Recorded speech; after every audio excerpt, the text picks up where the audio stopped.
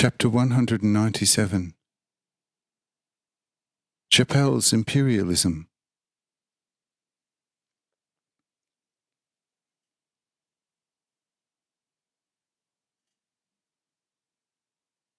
Chappell's spirit soon discovered that there still existed some nations on earth which were not yet subservient to him.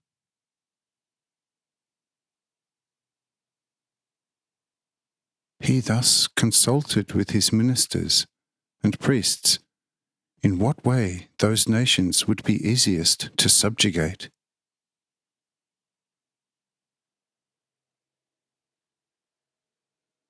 The ministers advised the use of military force.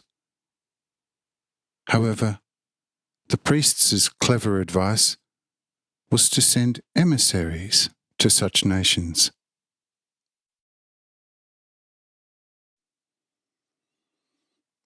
They should, said the priest, preach to these nations the great advantages of Hanoch, and should then, in the most amicable way, have envoys from every nation sent to Hanoch.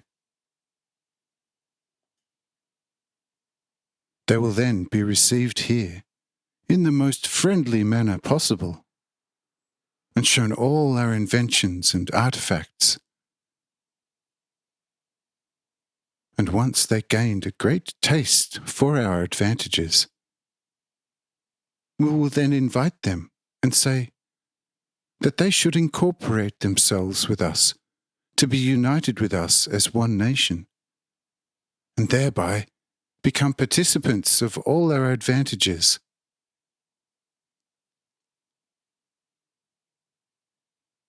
When these envoys of the nations will return to their nations and tell them about all Hanoch's wonderful advantages, there certainly will not be one nation anywhere that would not unite with us soon and acknowledge our supremacy.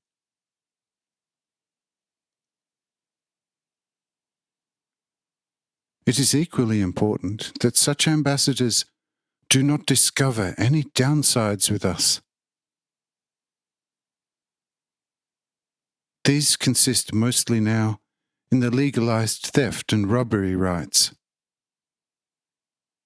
Initially, these two peculiarities must be abolished entirely against foreigners. Otherwise, they will be put off already on the way to us, and then turn around and curse us.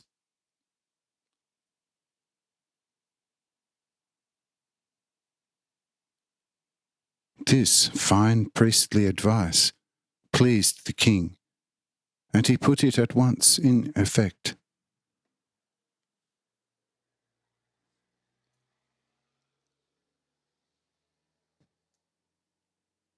In a short time, thousands of emissaries were sent out as caravans in all directions, so that they could find all the hidden nations and to proclaim to them the good news of Hanoch. The easiest to find were the inhabitants of the heights, namely first the children of God, then the Horodolites, and from there still many other nations. Only the Sionites, the Meduhadites, and Canaanites, as well as the councillors who emigrated to Egypt during the times of Olad, could not be found.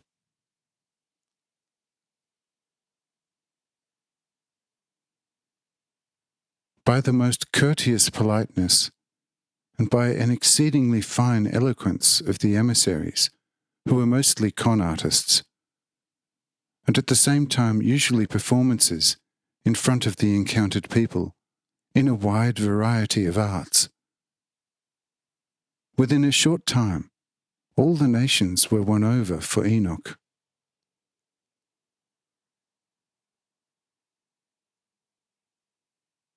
Even the children of the heights surrendered, except for the house of Lamech, who died at the time when Hanoch sent out its laudable emissaries. And thus it was only Noah, with his 3 brothers, 5 sisters, and his wife, who was a daughter of Mithal and Purista, and his 5 children, who were not dazzled by the apostles of Hanoch, but who totally remained faithful to the Lord.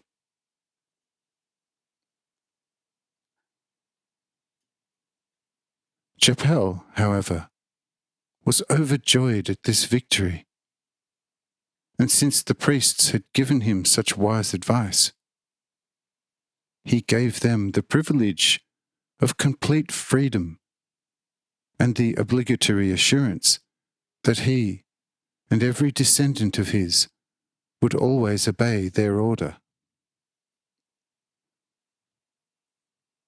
Still in the same year, the priests introduced castes, and all the people were divided into certain classes in which everyone had to remain for as long as, by penalty of death, he was unable to redeem himself with money.